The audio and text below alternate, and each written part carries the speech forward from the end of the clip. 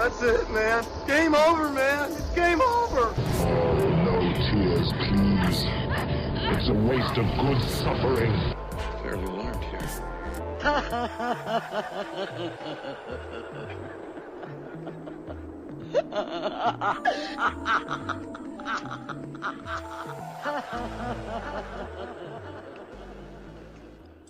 Welcome to MOTN Top 10. This is Masters of the Nerdiverse Presents Top 10, where we count down our favorites from popular culture, ranging from the Mighty Smurf to the Betrod Cherylbog from Fantasmic. You've never seen Fantasmic? Go to Disneyland of your choice and watch Fantasmic. This is a public service announcement. It's awesome. There's a giant demon that floats in the background and Mickey has to destroy with the power of love and magic. I'm, of course, your host, Mike G. And with us today for our top 10 is the Ultimo host. He is thy deliverer. He is Ozzy Austin. Yo, hey, your ears, whack. Your hairstyle, whack. Your clothes, whack. Me, I'm tired as fuck. I'm tired as fuck. That guy is my hero, dog. Have you ever done that in real life? No. I've never shamed somebody so openly like that in public. When I was an insecure high schooler, I super did that to this one guy. I was so mad. He was dating my crush, and my little Mikey brain could not handle it, dog. Oh, like, Mike, no, that's so cringy. It's the cringiest moment of my life. I was like, but look at his, look at his hairline, dog. Look at this guy. You shamed somebody because you were jealous? I was jealous, man. Oh my God. I learned a lesson that day. Oh God, that's like those moments when you look back through life and want to fucking kill yourself. Yeah, it was rough. It was one of those, is she really going out with him moments. Oh. And I hit that corner in 11th grade, and I was like, this bastard. I wanted to tear his head off. This just goes to show, if you're a teenager, I am sorry. You're in the worst part of your life. Man, you're in the worst part of your life. Your hormones are going nuts. You don't know what to do with them. Your decision making. Once you hit 20, it gets a lot fucking better. It mellows out. It mellows out a lot. But from like 13 to 20, that's rough road, Doug. You don't know what you're doing. Gee, that's like the worst part of your life right there. I learned so much that year, man.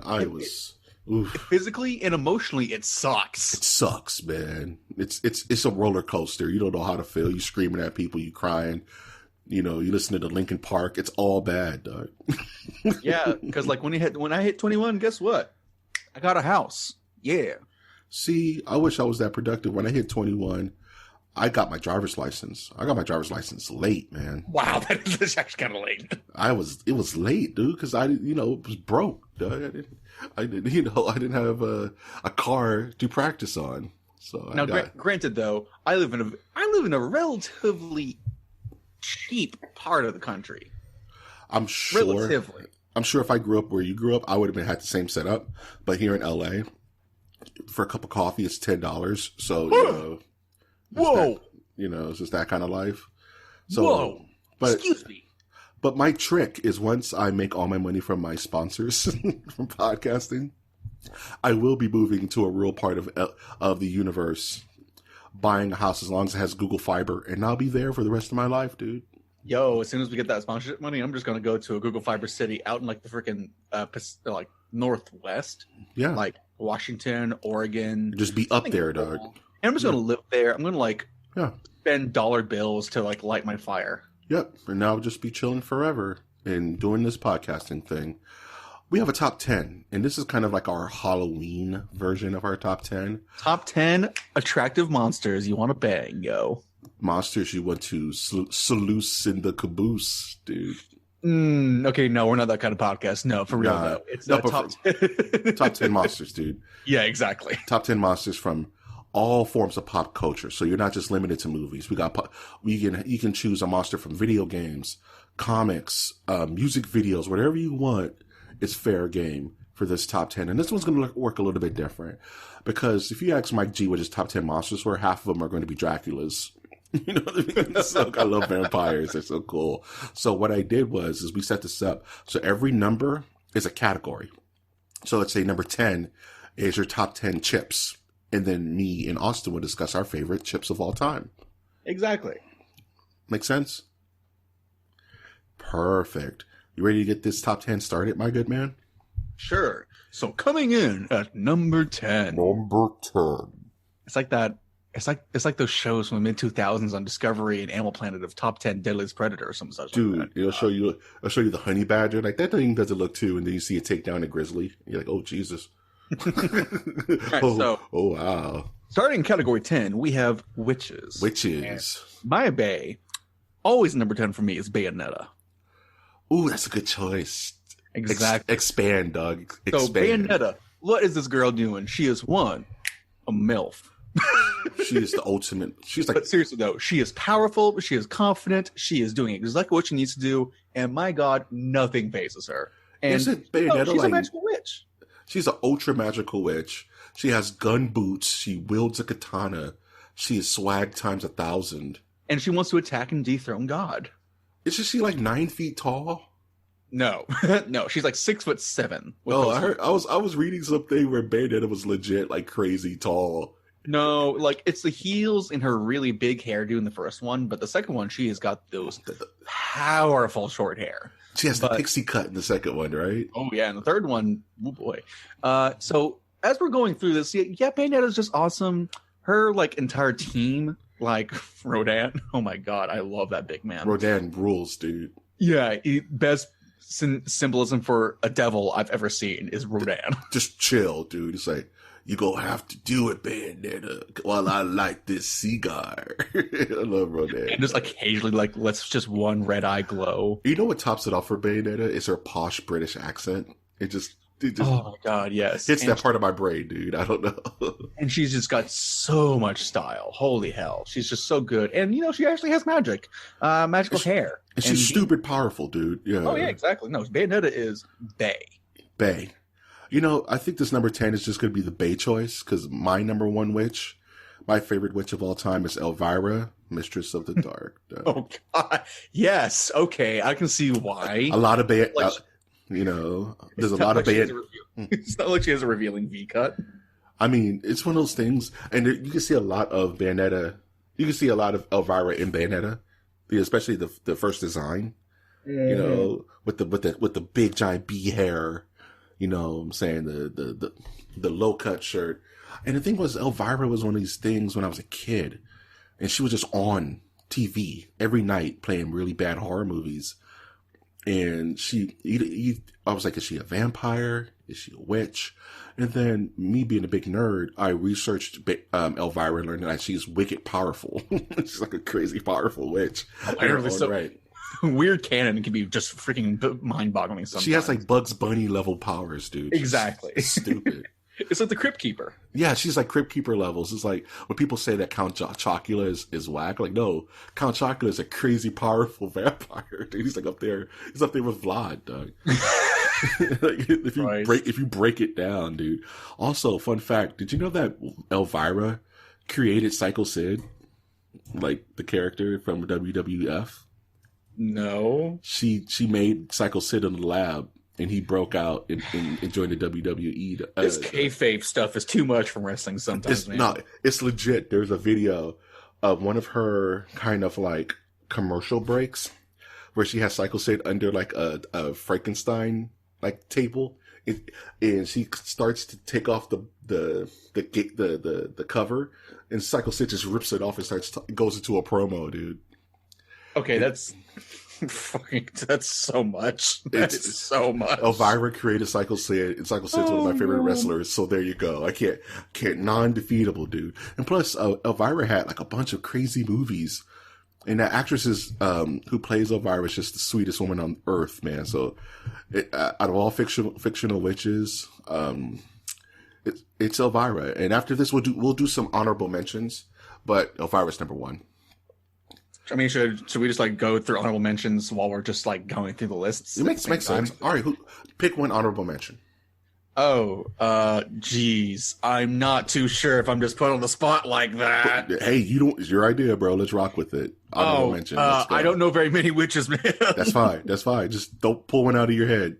I'll have to like just go with freaking Blair Witch from the Blair Witch Project then. Fair enough. I'm gonna go with that weird green witch from Looney Tunes. You know, the ones that Bugs Bunny fights. And she goes, every time she's like, Cecil, and she thinks about it for a second and laughs, and like hair curlers like fall out of her hair when she runs. I can see that. I can see that. And she created that giant orange monster with the freaking All-Stars on, dude.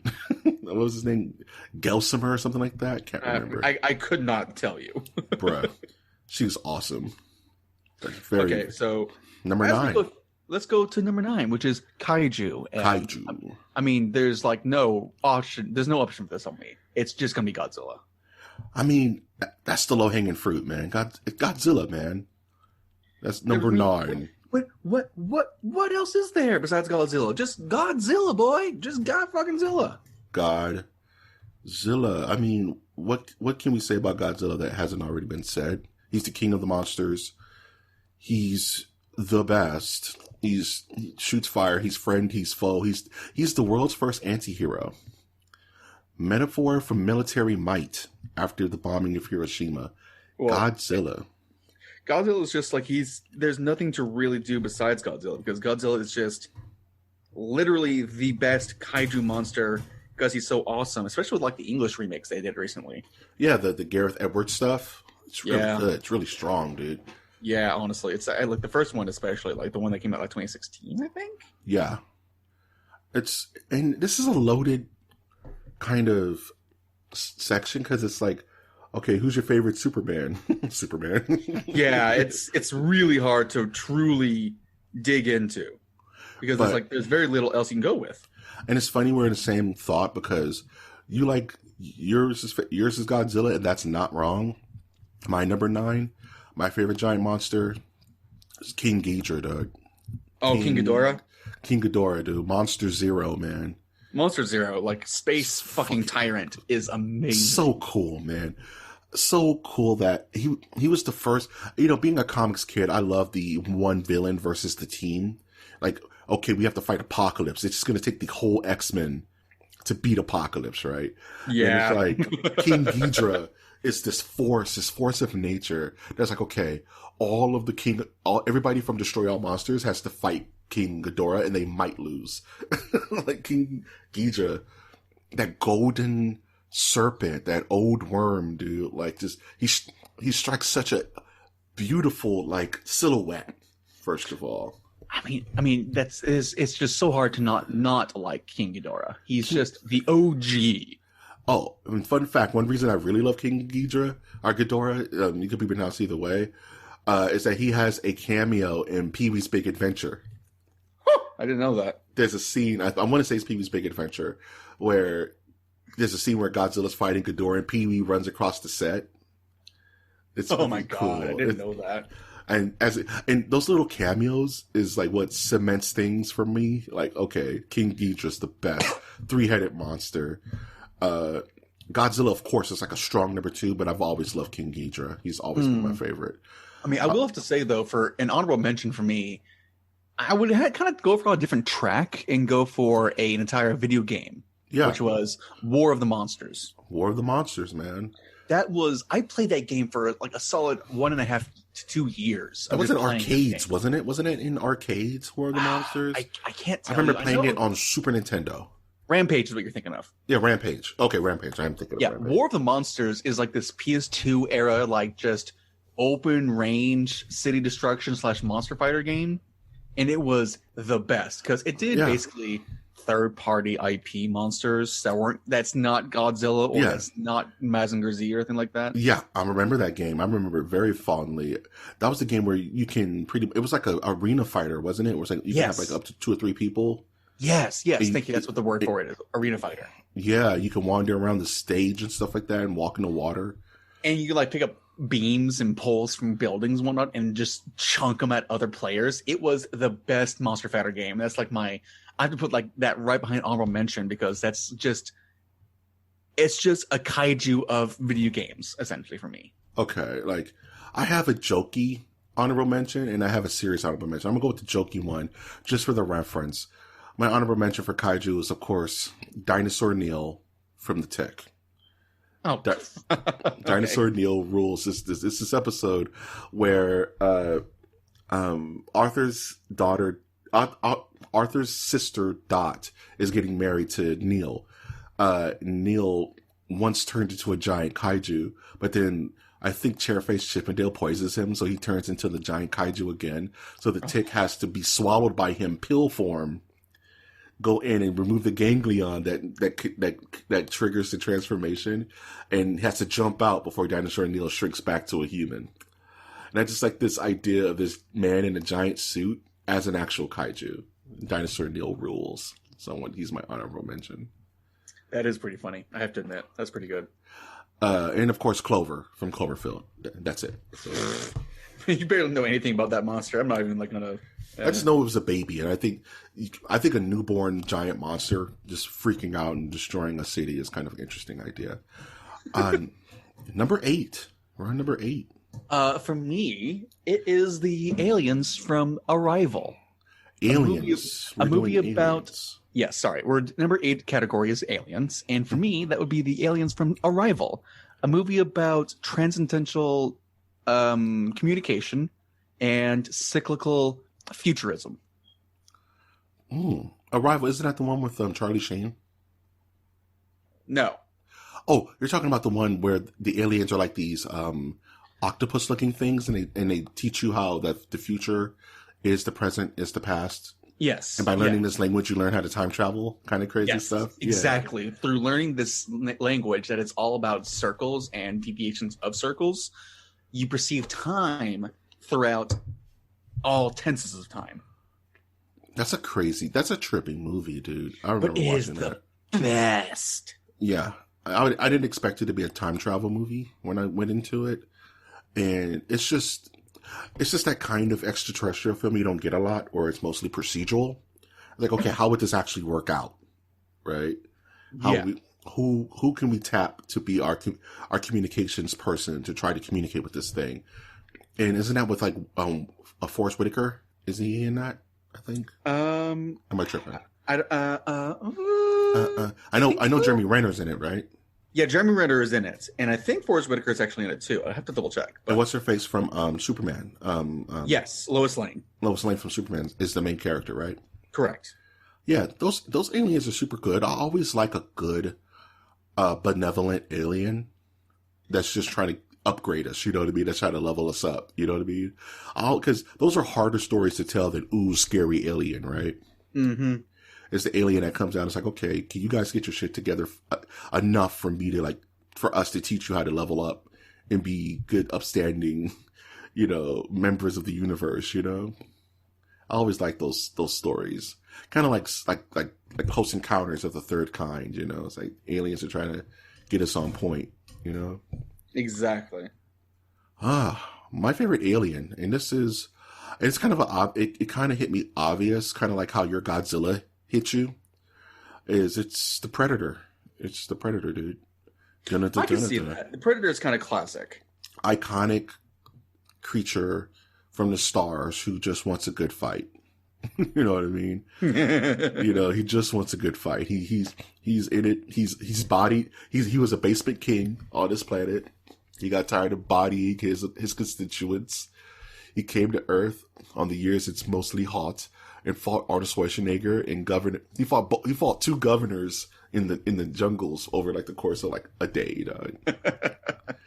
That is true. And in Concrete Jungle, it just gets way more funny. Yeah, and in freaking Predator 2, he fights the Jamaican voodoo posse, dog. Oh God, those freaking Scorpion Lords. The Scorpion Lords. El Scorpio is ready. The Predator what makes the Predator cool is that he's a sportsman. And he's intelligent. And and the Predator understands and doesn't necessarily communicate, but there's an unspoken rule that it follows. Right? Yes. If you're not a combatant on the field, I don't care about you. I'm not going to do anything to you. The second you pick up a gun, you're on the playing field and you're huntable. You know what I mean? You may not be my target, but the second you pick up a gun, you're in the game. You're playing with me now. And that was super neat to me, not to mention the ridiculous design by Stan Winston and his people. Iconic mask, and the mask reveal, and it gives you this crazy, otherworldly, scorpion-looking face. You know what I mean? the Predator with all his trinkets and weapons, and Predator and Predator 2 are some of my favorite movies of all time. You know what I mean? Because they just build the lore of the Predators and how they like, and the Predator 2, you see the whole, like, you see like a hunting party. You see the hunt master.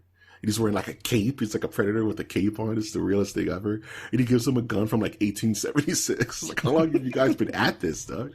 Yeah. He gives him like freaking Wild Bill's gun or some shit. Yeah, freaking Predators are a trip. And Predators are a trip canonically. They're just a fascinating movies, the most recent movies aren't really that great, but they were like, kind of like pulpy, entertaining kind of movies. You can make the Predator as cerebral or as, like you said, pulpy as you want, and that's a very good flexibility to have for the property, I think. Yeah. So I say for honorable mentions, I have to go with the Krogan from the Mass Effect universe. Krogans are cool, dude. Little chunky boys, dog. Little chunky immortal space turtles. Yeah, chunky boys, dog. They remind me of like Ben Grimm, the ever-loving blue-eyed thing. From the Fantastic Four. They're just like these grumpy Yancey Street, big toughs, I love big toughs that have like a heart of gold, like you see for most of the characters that the player relates to. Yeah. Like Rex and Grunt and whatnot and so forth. So I kind of love that stereotype. And in the multiplayer, I played Krogans a lot for those games. Mm-hmm. Dude, my honorable mention goes to the Borg from Star Trek. The Borg terrified me as a kid. The assimilation of all things into they're a non-entity is kind of a terrifying concept. Yeah, and the idea that Q brought the Borg to Picard to give him the ultimate test, and Picard inevitably failed that test. It was just scary to me. Like, okay, Superman, here's Darkseid. Try to punch the problem away. You can't. You know what I mean? It's just not going to work. And as a kid, you're like, man, the untouchable Captain Picard in the undefeatable Enterprise just got bodied by this thing.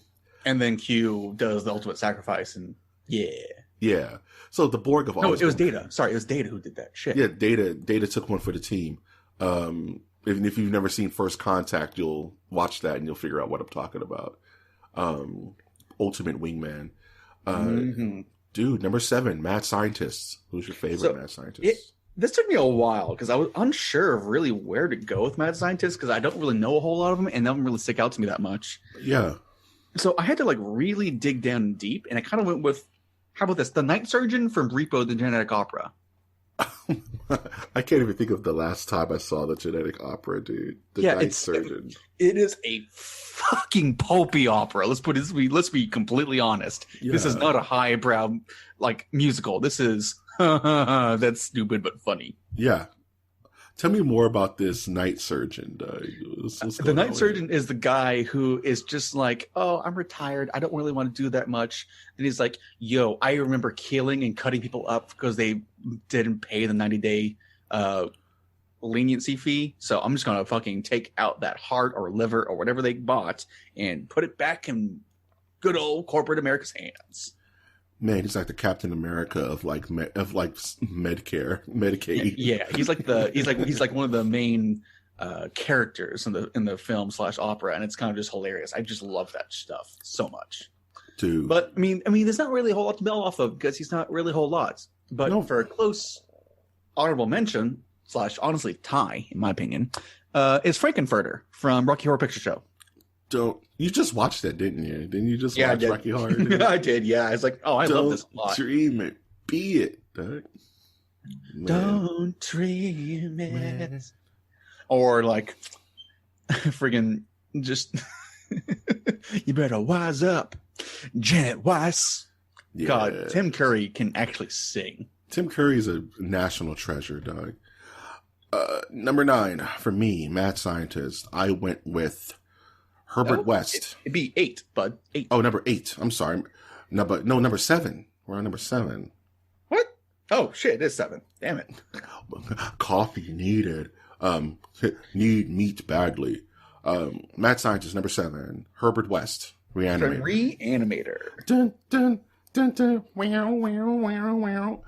It's hard to remember sometimes that it's based off of an H.P. Lovecraft story. Yeah, it's based off of like I don't know which one. It's not In the Mouth of Madness, but it has heavy Lovecraft, old ones ties, even though the film itself doesn't really spell that out very hard.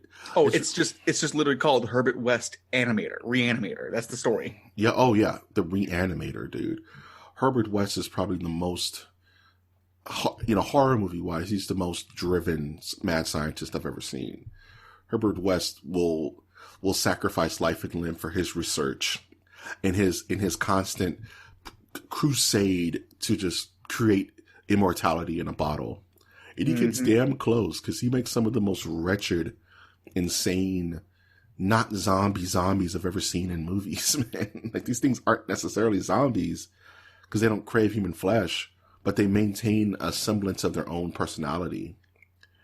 They're just in pain, reborn humans who are just really mad that they're woken back up. Yeah, it's H.P. Lovecraft's take on the Frankenstein story. But yes. Tactic. And Herbert West is just, he's so sharp that he stands out. He's a sharp knife in a drawer full of unsharpened pencils. This guy. That's a good way to put it, actually. You know what I mean? He just cuts through everybody else and gets what he wants and will kill to further his own research, almost like Captain Ahab looking for, his white whale. He's like, he's so close, he could taste it, but things keep getting in his way. And they built an entire series on this man trying to figure it out. You know what I mean? Exactly. He's just, in my honorable mention for mad scientist goes to Dexter from Dexter's Lab. Oh, Dexter rules, man. That's actually a smart choice, I admit. I kind of forgot about that. Yeah, Dexter, dude. Like, he's a little mad scientist. He built some kind of, like, missile silo under his house where he does all his cool experiments. And Dee Dee is constantly getting in his way, which I think is just a metaphor for his own id kind of getting in his way and keeping him from greatness. Dexter, secure but insecure kind of young scientist where he gets it from, I have no idea, because both of his parents don't even seem like they look like him. Nevertheless, well, he kind of looks like his mom, I guess, in a weird way. Yeah. But yeah, Dexter's super crazy, ultra intelligent. And of course, he gave me something I say every day, which is, what is it? I super forgot. Podcast jitters. I'll remember later in the episode. Let's get to number 6. So for me, number 6 is zombies. Favorite zombie. Walking corpses that should always just die. The undead. For me, it's actually Big Daddy Zombie from Land of the Dead. Oh yeah, the zombie who was the gas station attendant. Yeah, who basically starts coming to kind of sentience and teaching other zombies how to use tools and items. Yeah, he militarizes the zombie plague. Yeah, and they storm. Yeah, it is actually, he's like the best part of that entire like movie. Honestly, is Big Daddy, because he actually like responds to like zombies being tortured and whatnot with like anger and vitriol. It's like, yeah, yo, a sentient zombie, I love this shit. Yeah, the zombies are marching to, I think it's like what's the name of it, like Evergreen or something, the name of their kind of fort, which is kind of like corporate America fort. I forgot what it's like. It's somewhere in Pittsburgh or something like that. I forgot what it is. But and Big Daddy sees other zombies get taken out during the siege, and he like weeps, he like cries in a weird zombie way and gets mad. Starts using guns and teaches other zombies to use guns. And it's like, oh, that's there's this scene where they're trying to get to a fence, right? And Big Daddy takes like a hatchet, and he gives the hatchet to another zombie, puts the hatchet on the wall and points at it, and then the zombie just starts hacking away at that. And it's like, dude, this guy needs to go. This zombie is way too powerful. He's way too organized. Next thing you know, he's going to be like switching out like he's going to be switching out like alternators and starters and like pickup trucks, dude. The zombie is way too on point, dude. That's a very good choice. And for an honorable mention, I'd have to kind of go with Emily from the Corpse Bride movie. Oh, that's a good choice. It's just a very nice little kind of grim, dark movie, but honestly, I just kind of love it. Dude, that's a good choice. Corpse Bride, another Tim Burton, Johnny Depp vehicle. Helena Bonham Carter, those those three were like, Three's Company for a while. Like you're just pretty sure that Tim Burton flirts with Johnny Depp through Helena Bonham Carter. And she's the conduit, dog. Yeah, exactly. When Tim Burton wants Johnny to do another movie, Helen calls. Exactly. That's how that works. So me and Tim were thinking, Johnny's like, bet, get me out this house. Let's do it. My favorite zombie, number 6. Unconventional pick, but I had no choice. This was embedded in my DNA. My favorite zombie of all time is Bernie from Weekend at Bernie's. A lot of people don't know what that is. That is very unconventional, and honestly, it can be argued pretty hard, but I'll allow it. That makes sense. I can see it. Bernie is a zombie. He may not want flesh. He may not say brains, but Bernie is up. He's moving around. He's getting into trouble. His body is being contorted and thrown and destroyed. That would kill a normal man, but it doesn't matter because Bernie's already dead. You know what I mean? And he's just bobbing. And the origins of Bernie go back to old school kind of Caribbean zombies. Oh, yeah. He's more of a Caribbean zombie where they destroy your brain and you're just like a servant to whomever woke you.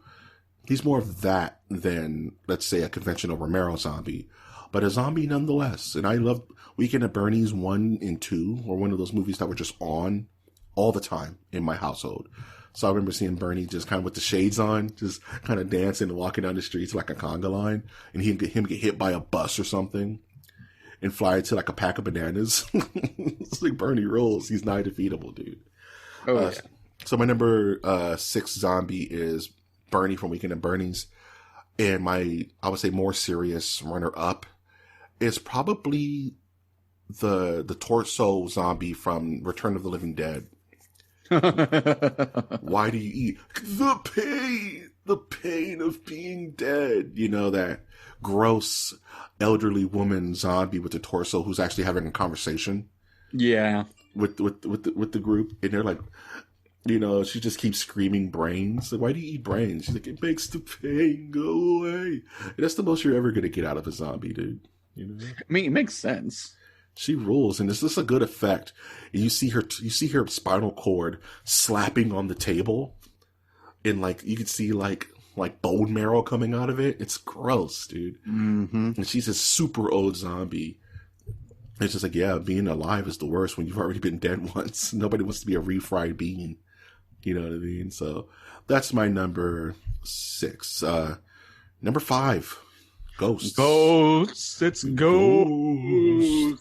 Ghost.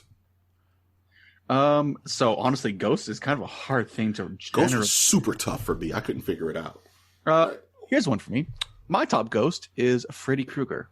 That's a good one. Yeah, exactly. Because he is a straight up ghost, y'all. Yeah, in all intents and purposes, Freddy's a ghost. Yeah, and it's just like Freddy went from being kind of serious back in the day to kind of just jokey near like movie 3 onwards. And then the remake happened and that was bad. We don't talk about that. But yeah, Freddy Krueger, straight up just a ghost. He's straight up just a haunting ass ghost in people's dreams, yo. Did you watch New Nightmare where he became scary again? I did not. Watch New Nightmare. It takes the piss out of the entire series, and it's the last film that was directed by Wes Craven for that series. No, that's the one where he transcends the actual movie into It's all super meta. Like there's a scene where Freddy goes on Oprah or something stupid. You know what I mean? Yeah, okay, I remember. I actually saw that one. It's actually pretty interesting, I have to admit. Yeah, it's an interesting take on the character. Freddy. Okay, are you team he didn't do it? Or are you team he did do it in regards to the kids? He 100% admitted he did it because he did it, right? He admitted it in like movie 2. Jesus. Yeah, yes. He's like, it super went down. Who says he didn't do it? Though in the remake they leave it open. Oh, bullshit. He did it. In the remake they leave that shit open, dude. No, that's oh god. I didn't even watch all the remake. I just stopped halfway through. Yeah, the remake makes it super like disambiguous. Like you don't know. Oh, but in the OG series, yeah, he's like, yeah, they had every right. I was a horrible person, but guess what? I'm worse now. because now I'm incorporeal. So stupid. God, I'm glad I didn't watch that ass movie. Jesus. Nah, man. All those Platinum Dunes remakes were garbage, dude. So anyway, going on to my second choice, honorable mention would be actually Ghostface from Spirited Away. You're picking unconventional ideals, and I love it. Yeah, so those who don't know, Studio Ghibli's Spirited Away, Ghostface is the big black shadow one with the white face. Yeah. Who becomes a pure glutton and tries to impress oh God, what's her name?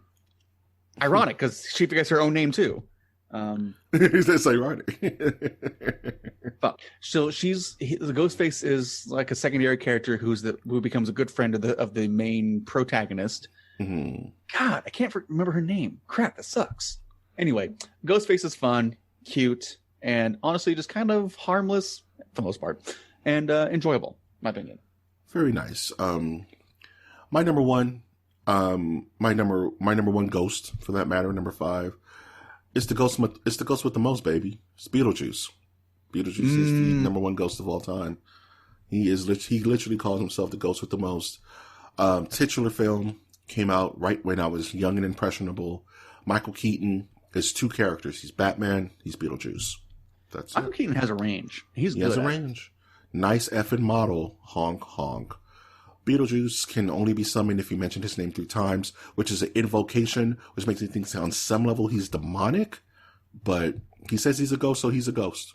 Iconic black and white, striped suit, crazy look. He went to Juilliard, according to him, at some point in his life. Also has Bugs Bunny level powers, can just do whatever he wants. Once he's unleashed, he does have limiters when he's not summoned, and he's in that weird, the recently deceased universe, our parallel plane. He hates sandworms, as you should too. Yeah. Beetlejuice, I mean, God, remember the animated series too? That was so good. Remember the intro to the animated series? Yeah, that's so good. It's so oh, you just jacked me up. I think the cartoon affected me more than the actual movie, because I used to watch that cartoon all the time. That and All Real Monsters were some of my favorite horror-based cartoons. Yeah, exactly.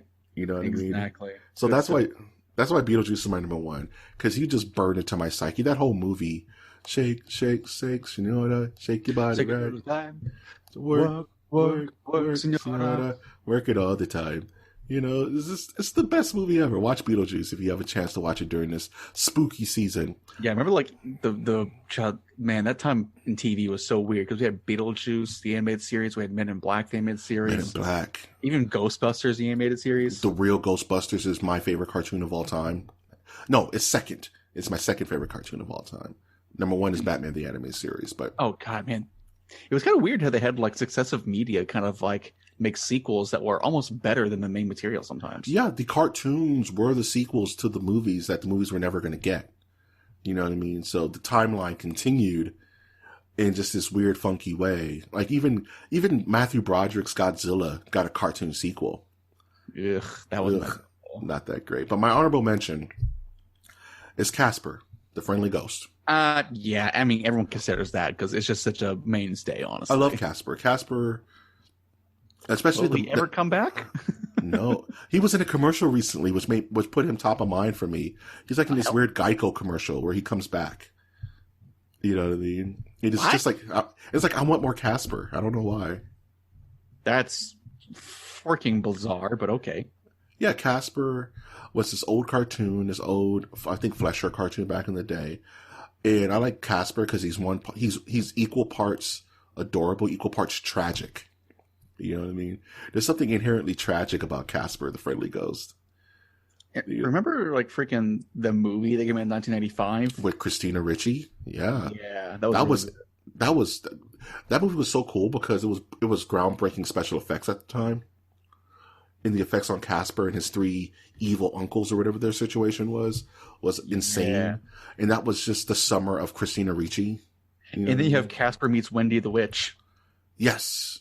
And that wasn't that great. No. This is during the fall of Casper. But when I think Ghost, I think Casper. I don't know why. It's just one of those Casper was pretty fun, even though his uncles kind of looked like KKK members back in the 1940s comics. Ooh, I'm pretty sure they were. Casper lives in a sundown town. Oh, God. Holy shit. Is that what happened? So, anyway. How did Casper die? I think he died in a car accident. Right? And he drowned? I do not know the freaking lexicanum of Casper lore. I'm sure it's out there. I'm sure there's some Reddit thread that breaks down the last moments of Casper, whatever his last name is. Number 4. Good old Mummies. Also super hard. Yep. I had a hard time with Mummies. I kind of copped out on my answer. I feel bad about it. And I have to figure out. Let me guess. It's Imhotep the Mummy from the Mummy series? Which Mummy series, though? The first, I think, 2. Because Imhotep is actually the name of the mummy in the old Universal movies. Well, you mean like the 1940s, 50s? Yeah, the not Bela Lugosi, but the old he played Frankenstein. His name is, dang it. All right, I'm just gonna go with Brandon Fraser mummy movies. Yes, of course. Yeah, it's him. So it's Imhotep, dude. Imhotep, I mean, there's like, what else can you do? Because he was actually kind of a badass in those series. Yeah, and he was understandable. He was coming from, maybe he was coming from a good place. Imhotep was. No, he won't. No, he won't. No, he wasn't. No. He was doing it for love, Doug. Because no, man. No, he did a whole bad stuff. He did a lot of bad stuff for the love of Naxunamun. I mean, the way he went about things, like whenever Bunny went, Lord Imhotep thanks you for your tongue and your continued contribution to his revival. Yeah, man. Benny that was actually pretty great. Benny was a little shit, Doug. I love Benny. He's such a good cretin. Benny's one of my favorite underlings of all time, because Benny was just he had that chain with all those different like deity symbols on it. Just goes through and he runs through them. Yeah, I love that scene, dude. He's like, look, he just starts choosing. He's like, any deity that'll help in this moment. I think that's such a clever scene. Then Imhotep goes, the language of the slaves. The language of the slaves. I can use you. Which is so brutal. Like, oh my God. No. So brutal, dude. No, not like this. So here's your tricky question. What about your runner-up? Because I have one. My runner-up from Imhotep, which was tough, but I'm going to go with Anakaris from Darkstalkers. Oh my God. Okay. The giant mummy character from the fighting game, Capcom's Darkstalkers. Okay. All right. Yeah. Because he's cool. And he has cool moves, and he'll turn you into like an alternate sprite if his little mummy thing zaps you. All right, so he's a grappler. So here's a better answer, Mike. No, you can't defraud my answer. Anakaris rules. Mum Ra from the Thundercats. Oh my God. Beat you. I fucking beat you. You win this round, Austin. Because Mum Ra was hilarious as a villain. Damn you, Gadget. Mum Ra is the best mummy of all time. Okay. Just a badass mummy sorcerer that can't look at his own reflection or else he gets depowered. Can I have a second just to do something real quick? Sure. Ancient spirits of evil, transform this decayed form to Mum Ra, the ever-living. And then he becomes all buff and shit and socks out cats.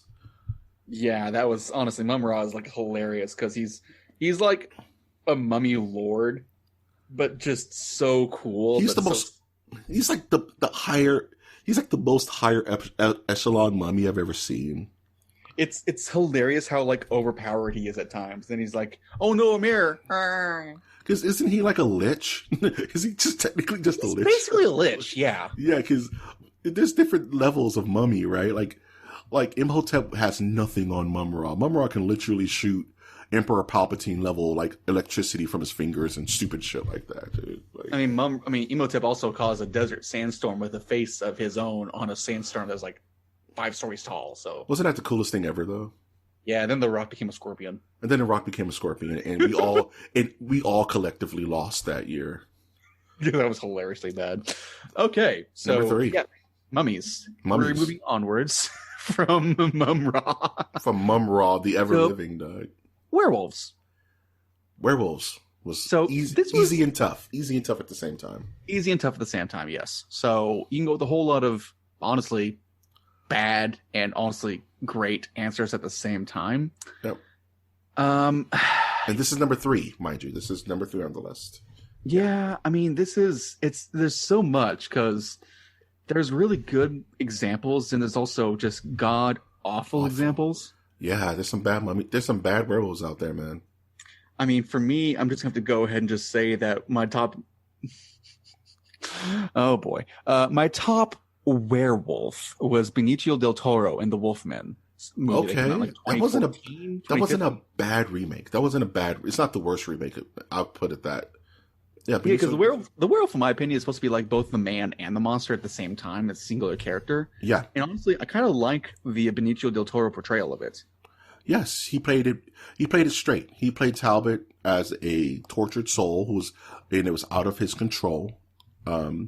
He played it like Don Chaney did back in the day, Lon Chaney rather, where he was just really outside of his control, and the man looks like the type of dude who will turn into a werewolf, so it kind of balances out, And Anthony Hopkins was really good in that movie too. Oh god, Anthony Hopkins was fantastic. Yeah, I like a good werewolf transformation. That's kind of one of my favorite things in horror is watching a werewolf go through it. What's your honorable mention? Honestly, it's gonna be a bit of a weird one. I'm gonna have to go with like Remus Lupin from Harry Potter. That's not weird at all. That's if I could pick Bernie for my zombie, you could definitely pick Lupus. Oh, iZombie. Okay, that makes sense. Well, I will have to say though that it's interesting in Harry Potter because there's like very different levels of werewolf. Mm-hmm. Because Lupin in Harry Potter, he's like a sickly, gangly, very timid creature that doesn't want to do anything and reflects in his werewolf form. Because in werewolf form, that's what he is. But in a human adult form, he's more civilized, restrained all the time, all the fun stuff. Then you have characters like Fenrir Greyback, who is the werewolf like evil leader who runs with Voldemort. Yeah. And he's just straight up brutal, crazy, muscular as all hell, and apparently just destroys in like his werewolf form in the actual like literature series, because you don't ever see it in the movie, honestly. Yeah. Absolutely. Good picks. Well, shit, makes me think of Underworld now. Underworld's different. That's my honorable mention. I might as well go into my honorable mention now, because my honorable mention is Lucian.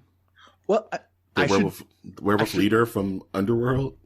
That is actually a really good pick, I have to admit now. I forgot all about that series until I just remembered it in my dialogue.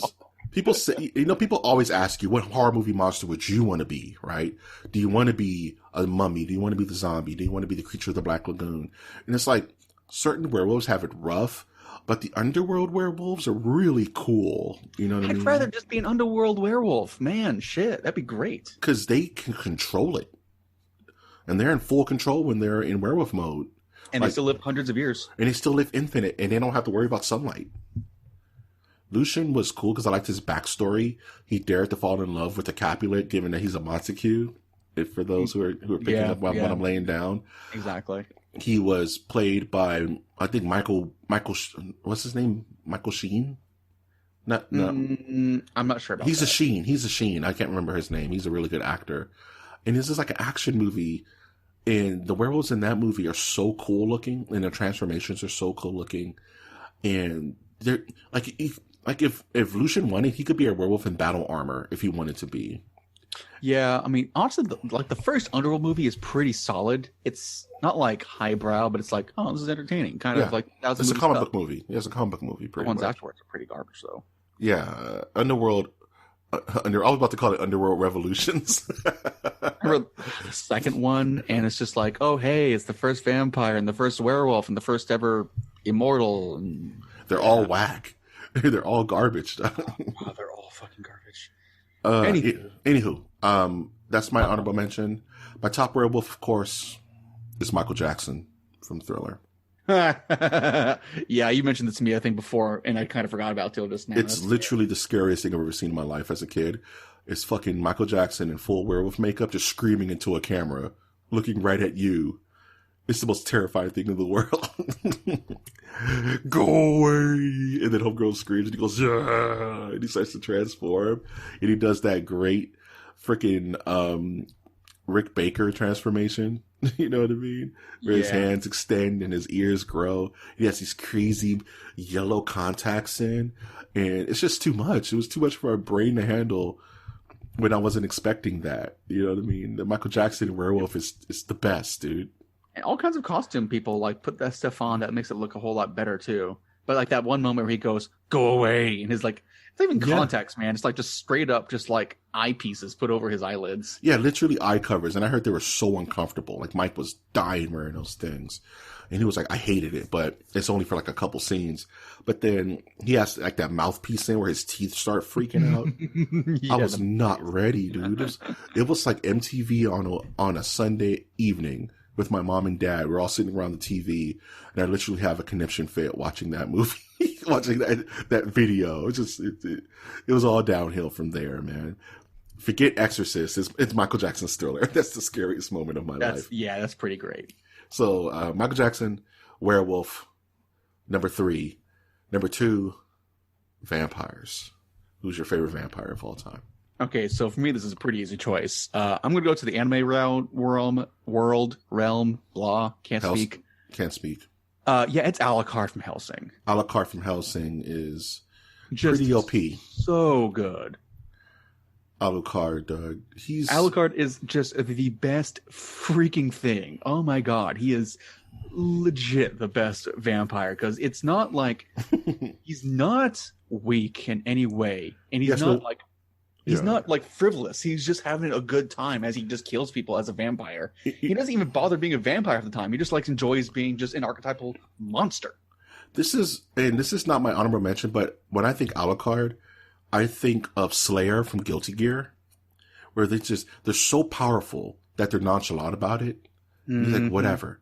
I'm here. I'm here. I'll do the job because it's something to do. Don't ever think that I'm doing this because I need to or because you have some hold over me. Alucard is busted. I've seen episodes where they've shot him to pieces and he just became Shadow. Yeah. I mean, it's better. Man. Right. It's really good. It's really good in freaking the Ultimate Edition, essentially, where they do like a shot-for-shot remake of the manga series back in the day. Mm-hmm. It's just so good because he's not in any way like fucking around. No, Alucard doesn't have time for it, and he makes that very apparent. He never plays with his food. You know what I mean? Mm-hmm. Even when he's fighting more of the tougher guys, he's still in full control. You know what I mean? Exactly. And that's a very hard thing to pull off, you know? And honestly, the entire Hellsing series is something you just should watch because it's hilariously fun. Watch Hellsing. Great. Just watch Hellsing. So my honorable mention is the complete opposite. It's What We Do in the Shadows with Laszlo, the TV series. Thank you. I was hoping you would mention What We Do in the Shadows, and you didn't disappoint me. Thank you. Good stuff. Freaky deaky freaking Laszlo. Laszlo is the best character. He is legit the best. Especially when he's just yelling out "bat" and just transforms into a bat and just God, I love Laszlo so goddamn much. Literally the best. Watch the TV series too. I heard the TV series is really good too. But watch the movie of What We Do in the Shadows. It's a great little tongue in cheek, piss take on vampires and werewolves and pretty much the Knights of the Macabre, Oh, good stuff. You're thinking about it, aren't you? Yeah, I might have to go rewatch some of that stuff recently because the season 2 was hilarious in every way. You're playing it back in my head. All right. My number 2, my favorite vampire of our time. I don't know if you've heard of it, but I want to educate. To quote the great podcast Horror 101, I want to educate your fears on one of my favorite vampire portrayals of all time. And it's Marie from a movie called Innocent Blood. Have you ever heard of it? No. Innocent Blood. It's an older 90s vampire movie. Think The Punisher meets Goodfellas meets vampires. Okay. All right, so this is pretty much Marie's thing. So Marie is a vampire in New York City, right? Pretty powerful. She's super strong because does the whole interview the vampire teleport thing. You know what I mean? Is she like Eddie?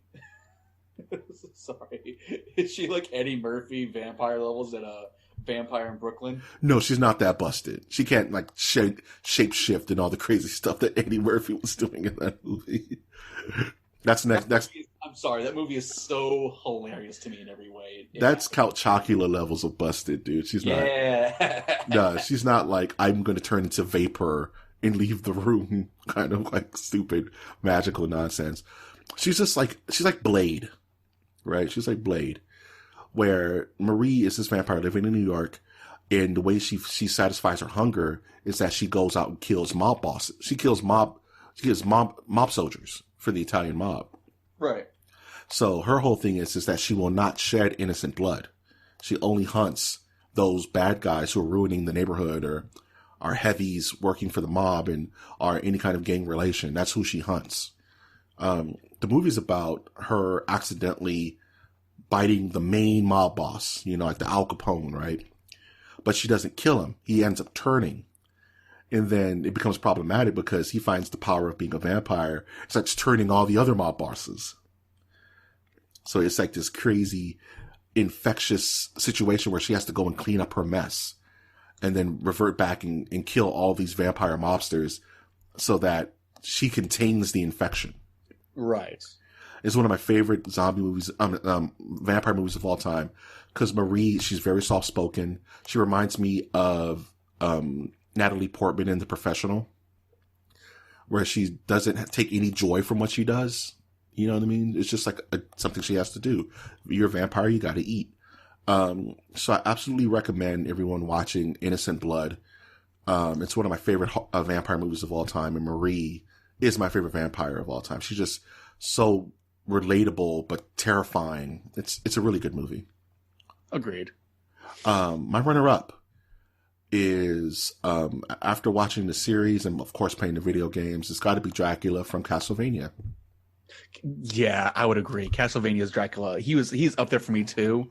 But you don't really get a whole lot of exposure for him a lot of times. But my God, he is so good. Between the games, I played all the games when I was a kid, and watching the series, he's the most sympathetic vampire in the world. You totally get where he's coming from. Yeah, exactly. And the best thing is in the games is he's not really ever dead. He just dissipates and reappears like every game, 100 years or so. Yeah, for the next round of Belmont to give it a shot. Yeah, I mean? Like I love it how they said it in Castle Super Beast. It's like Dracula goes for a nap, wakes up, and sees another Belmont running towards him. He just goes, "Oh, for fuck's sake! Just once." Can I get a cup of coffee before you guys start this shit up again? Exactly. It's a brand new Belmont with a brand new issue, and what are men but what's that famous quote? What are men but a pile of shame and lies, or some secret lies? Yeah, what are men but a pile of shame and secrets? That Dracula, he's also stupid busted. He can't be killed.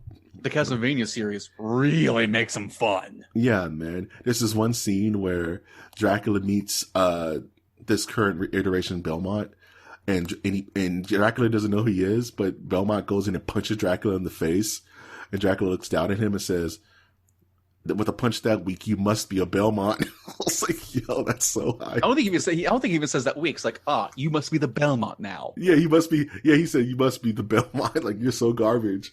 I can tell your garbageness from across the eons. Then he starts hitting him with like the sacred cross rose chain. Dracula's like, "Fuck."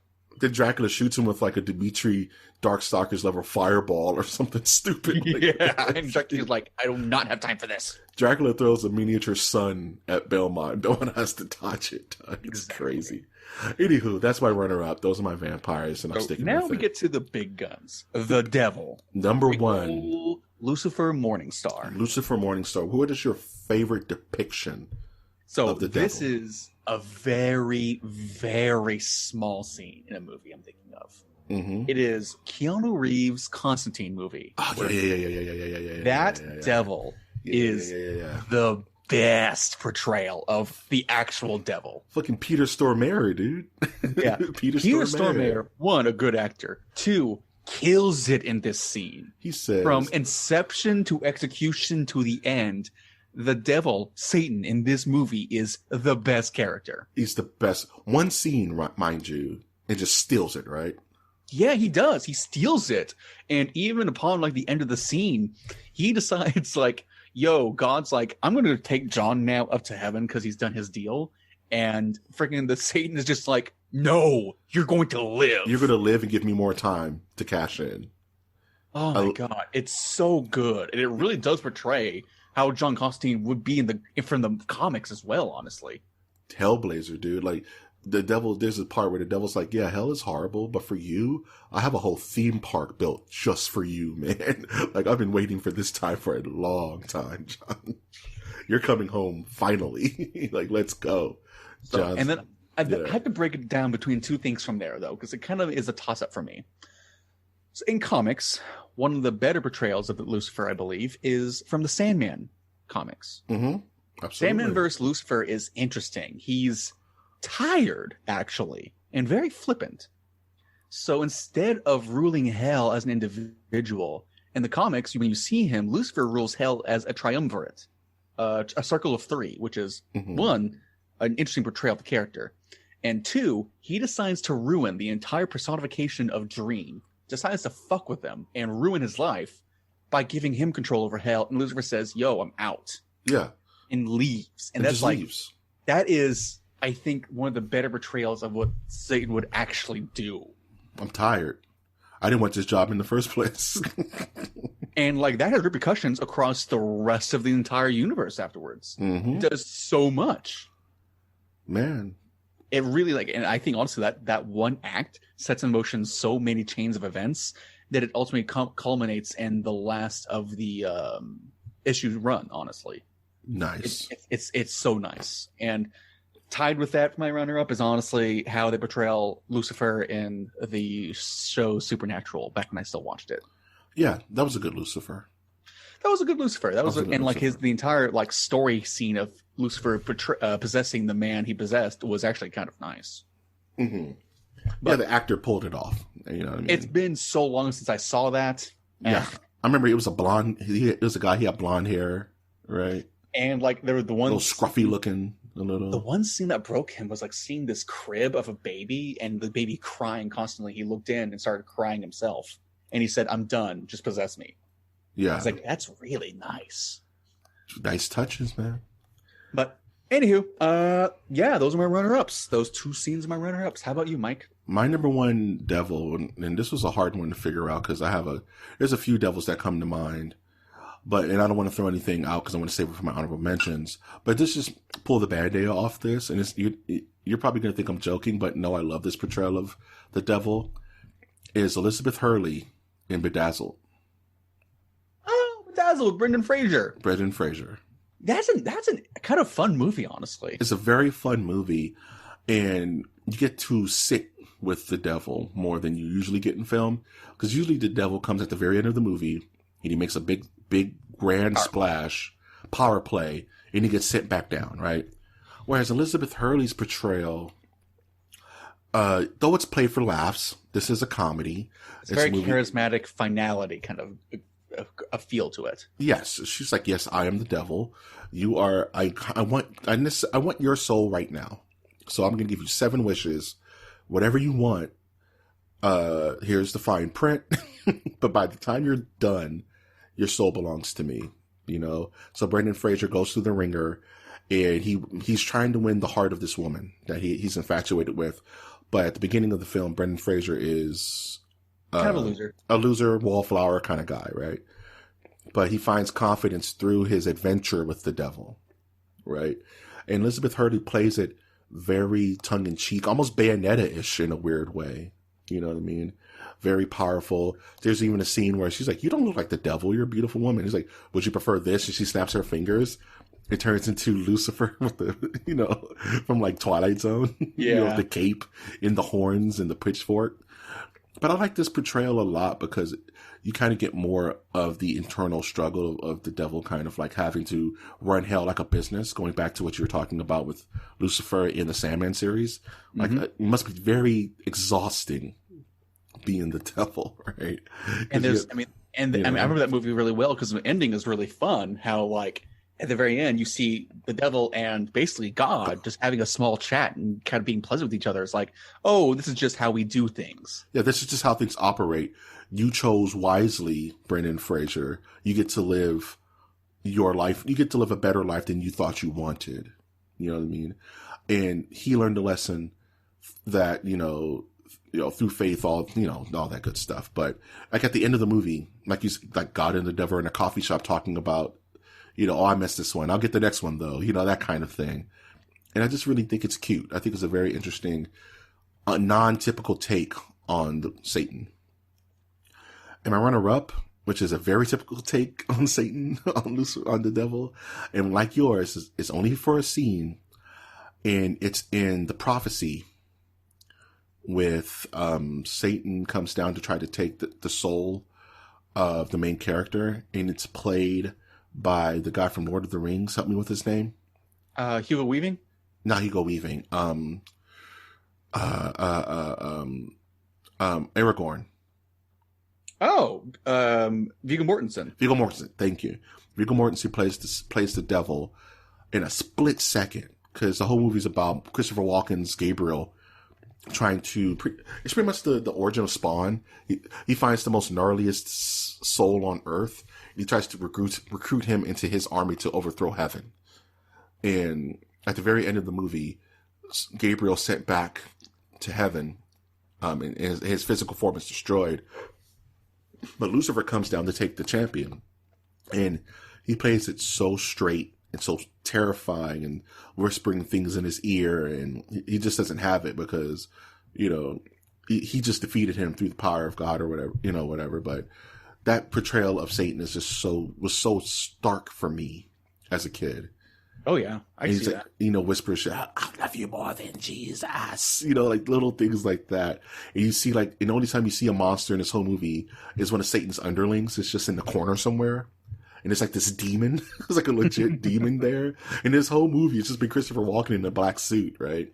Yeah. Maybe some eye contacts. That's it. You never see anything crazy until Lucifer comes, and he has like a little henchman demon that's full body prosthetic, right? It's like, holy shit, like no games played, So that's my honorable mention. And I guess another honorable mention would be not Al Pacino, but Robert De Niro in Angel Heart. He plays Louis Cypher. I don't think I've ever seen that one. Oh man, it has Mickey Rourke, Lisa Bonet, and Robert De Niro as Satan. It's very good. That's all I'm going to say. I don't want to spoil the movie. Very intense. Watch a movie called Angel Heart. Very cool portrayal of the devil in that. Fair enough. Dude, we ran through some very good characters today. Oh yeah. Honestly, it just kind of fits as a closing little segment to Halloween month. So if you've never seen any of the films we've mentioned during this top 10, definitely check them out. We've dropped some really good source material, from Hellsing to my personal pick, Innocent Blood, to Reanimator, you know what I mean? So definitely check out some of our picks if you've never seen them before. And, and just better educate yourself on horror. It's a beautiful genre. This is the time of year where we celebrate it. And these are our top 10 monsters of all time. Where can we find you, Austin? You can find me online at austinaussie.com. No, Austin Aussie on Twitter. That's what it is. AussieAustin.org, Doug. Exactly. .gov. You can also find this podcast, if you like this content, on our website, which is mastersofthenerdiversecast.com, where we have all of our episodes archived. We have a ton of horror stuff that you can listen to and have at your disposal. You can also support us monetarily by visiting our Patreon, which is patreon.com/MOTN. And with $1 a day, it keeps the mind goblins away, is how I look at things. But if you want to support us non-monetarily, you can always do so by liking our content, by subscribing to our channels, and by commenting on our posts, because feedback's important. What monsters did we miss? What genres did we miss? I try to curate this list as cliche as possible, so I'm not going to have favorite toxic waste monster. I don't want to get that specific. But Was there any choices that you want to bring to us? Let us know. Jump on our Twitter at mnerdiverse. Who's your favorite vampire? Who's your favorite alien? Who's your favorite zombie? We'd love to hear it. And if this is your first time listening to the episode, I would like to say hello and welcome you to the Nerdiverse. I've, of course, been your host, Mike G. I've been Austin. And we will always ask you to look towards the skies. Look towards those schemes.